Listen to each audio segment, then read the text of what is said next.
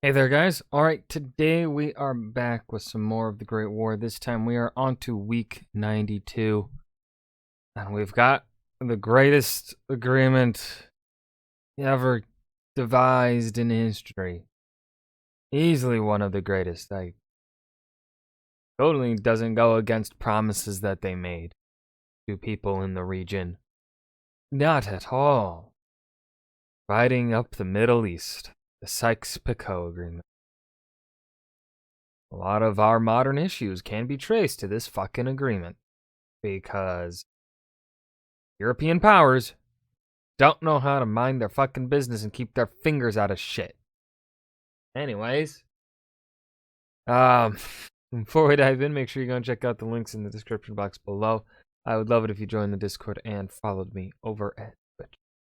Okay, let's just go ahead and dive right in. This week, 100 years ago, was the week of the Easter Uprising in Ireland, a Oh shit, really? pivotal point in Irish history.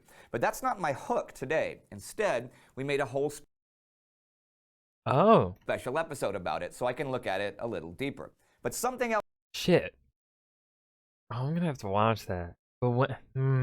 Not part of the main series. If it was part of the main series, I'd watch it. But I said I'm not going into the outside of the main series videos until I finish the main series. Because I really want to get this fucking series done. else happened this week 100 years ago that still has major repercussions today. 100 years ago, the Allies were planning to divide up the Middle East after the war.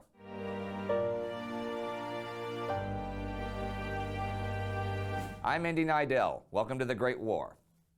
Last week, the spring floods had come, and the scattered action on the Eastern Front was mostly in small boats, since the rivers had burst their banks and the roads were non-existent. Flooding on the Tigris had also helped prevent the British relief force from reaching the British army under siege in Kut. And in Anatolia, the Russians had taken Trabzon from the Turks, while sending nearly 20,000 men to fight on the Western Front, where the Battle of Verdun was now 2 months old. I want to look at some naval stuff for a minute first this week. Ooh. Last year, Sir John Jellicoe, commander of the British Grand Fleet, was worried. What kind of fucking last name is Jellicoe? Like, how do you even get that kind of last name? Like, the names were a traditional first name and then son, or daughter. That one makes sense. Those make sense. Jellicoe? Where the fuck does that come? That's not a occupation like Smith. Or the fucking shit, I'm forgetting one. I forget the other ones. Because my brain. But Jellicoe? Fucking British people. That small German naval successes, U-boat warfare, and the need to send part of his fleet to secondary theaters of the war was slowly eroding British naval superiority. Near the end of the year, the ratio of British to German dreadnoughts had sunk to 17 to 15, down from 20 to 13 months before, and that of battle cruisers was only 5 to 4. But by now, the balance had swung back towards Britain's favor. The end of Gallipoli, the addition of the Italian fleet to the Mediterranean operation. Man, when are we gonna get the, when does the Battle of Jutland begin? Or happen? Huh.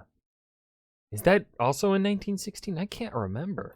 And the destruction of German raiding cruisers had now made clear that the Grand Fleet had superiority. I read in John Keegan's The First World War that this month it had 31 dreadnoughts and 10 battle cruisers, while the German High Seas Fleet had only 18 dreadnoughts and 5 battle cruisers. The British also had a big advantage in light cruisers and destroyers. So it made sense to adopt a passive policy by which the Navy would justify its existence simply by causing the German Navy to protect its harbors. But German naval pride did not allow Germany the passive option. And in Germany, the Navy was junior to the Army and not senior like it was in Britain. And this was a time of great German bloodletting in the Army. The German Navy needed to gain the esteem of the German people. And Admiral Reinhard Scheer made clear that the Navy needed action. And he had been sending the fleet out looking Okay, we're setting up the Battle of Jutland. for it. And this week, he got it. On April 25th, the day after German naval forces bombarded Lowestoft and Yarmouth, came a battle between Zeppelins, battle cruisers, and submarines on the German side, and destroyers, land batteries, airplanes, and seaplanes on the British side. The airplanes and seaplanes had flown up to attack the Zeppelins that were heading west and flying high. The Zeppelins turned out to sea, and the planes followed, bringing them within range of the naval guns. 4 U-boats then appeared and began firing at one of the planes. One of the airplanes was actually destroyed by fire from a Zeppelin, and 2 seaplanes were damaged by fire from the subs. That sounds pretty mundane, but the timing of this, coming on the heels of the Irish Easter Uprising, caused a lot of concern and also big anti-German anger in civilian Britain, but showed that as long as the Grand Fleet at Scapa Flow blocked off the exit from the North Sea, German operations would be hit and run against targets close enough to run from to home before the big ships of the British could head south and intervene. And intervening is something the Allies were quite good at. The Sykes... Yeah, that was a smooth fucking transition into the Sykes-Picot Agreement. I respect it. I respect it a lot. Agreement, named after Englishman Sir Mark Sykes and Frenchman Georges Picot, was signed April 26, 1916, although some sources say May 9th and others say May the 16th. But this was a secret agreement between Britain and France, with Russian approval, which divided the Middle East between them. France would control Lebanon, with a capital at Beirut. There would be a sovereign Arab state in Syria based around Damascus, which would still be under French protection. Britain would be in charge of the port of Haifa and the city of Accra, controlling the bay that would make it a Mediterranean terminal for Mesopotamian oil. Palestine would be under protection of Britain, France, and Russia combined. France would get southeastern Turkey and northern Iraq. Britain would also get southern Iraq, and Russia, Istanbul, and the Armenian regions of Anatolia. The map was divided pretty much with straight lines. Oh yeah, but then Russia pieces out on their own, so they don't get that. 100 years later, this agreement still defines many of the conflicts of the region. It defined the borders of Syria and Iraq, certainly helped precipitate the conflict between Israel and the Palestinians, and was a big turning point in Western Arab relations, since it, in advance, negated all of the promises Britain would make to Arabs. That's what I've been saying. For an Arab homeland in Greater Syria. ISIS has even claimed that one of their goals is to reverse the effect. Oh God, ISIS was still around when they were making... Wow. Of the Sykes-Picot Agreement, which would be made public in 1917 to the great consternation of the Arab world. But all that had to happen for it to go into effect was to defeat the Ottoman Empire. Thing is, the Ottoman Empire was far from being defeated, as they were showing in Mesopotamia. On April 27th, 3 British officers, including Captain T.E. Lawrence, soon known as Lawrence of Arabia, offered the Ottomans £2 million in gold to allow the besieged British and Indian troops at Kut to go free and rejoin their comrades. The Turkish commander replied, "Your gallant troops will be our most sincere and precious guests." Russian troops were driving west from Persia, from the Paytak Pass, trying to reach Kut, but were still 150 kilometers from Baghdad, and by the 28th, Kut was finally out of food. And looking just a bit to the west, I feel like they've pretty much been out of food for a while. we see some developments. But I guess, like, as in out of food, as in they literally have 0 things to eat now. Fair enough. At the Suez Canal. Last month, General Sir Archibald Murray had taken command of the Egyptian Expeditionary Force, the EEF, which had been put together from some of the leftovers from Gallipoli, which had finally ended as the new year was getting going. By this summer, the EEF would number 4 infantry divisions, a cavalry force, and the Imperial Camel Corps, a corps that would number 1 British battalion, 1 New Zealand, and 2 Australian. Now, it was over a year since the Turks had tried to attack the Suez Canal, but Murray thought that an active defense was his best bet anyhow. So he planned an advance to the coastal town of El Arish, from where his men could disrupt any Turkish movement through the Sinai Desert. The main issue was, as you may guess, water supplies. So this month, Murray had secured the oasis region between Katia and Bir el Abd, and had sent small forces out to destroy the Turkish water supply points they had used in early 1915, which would limit any future Turkish desert operations.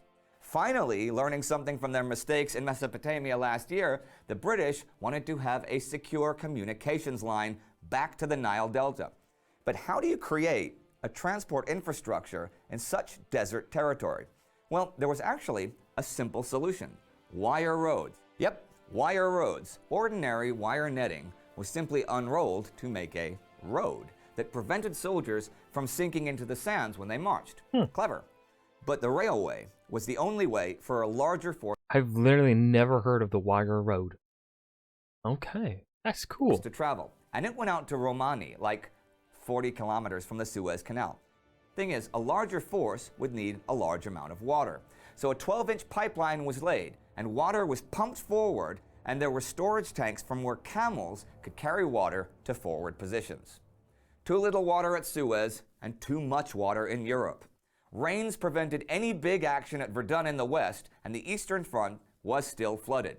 Though on April 28th, German artillery began a bombardment of the area near the village of Stavaroce. Back on March 20th, the Germans had lost a series of important trenches there, and a strong attack was now launched to regain the ground. And they captured not only the territory in question, but went on to take a series of Russian trenches. Losses were high on both sides, but became higher for the Russians when they made a night counterattack in the face of machine guns. Now, I don't know the numbers killed or wounded, but the Germans took 56 officers and 5,600 men prisoner, as well as 28 machine guns and 5 big artillery pieces. Can't forget the big guns. And that was the week. A quiet and wet Europe, desperation in Mesopotamia, and action off the English coast. National borders in much of the world are often natural boundaries or have developed over the centuries between ethnic groups and different peoples or tribes. But the partitioning of the Middle East ignored this and was completely fabricated from thin air in straight lines. These boundaries and the failure of the Allies to keep their promises of liberation have, in large part, led to 100 years of conflict, violence, and death in the whole region.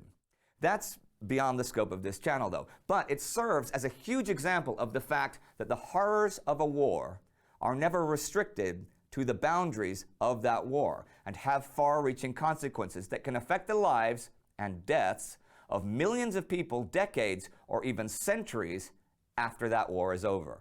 War is hell. As I said earlier, And that was dividing up the Middle East, the Sykes-Picot Agreement, the Great War, week 92. Yeah, I feel like I've beaten to death my issues, my countless, innumerable issues with the Sykes-Picot Agreement many times on my channel here. Like, I don't think I need to even reiterate. He used fewer words and perhaps got the my feelings across better than I have ever done. But yeah. Don't really know what else to say here at the end because nothing much. The only thing really worth discussing was the Sykes-Picot Agreement, since the Easter Rising was not a part of this week's episode. It is in its own separate thing. But I hope you guys enjoyed it. Remember to hit that like button. Remember to hit that like button and subscribe for more. And I will see you guys in the next video. Peace.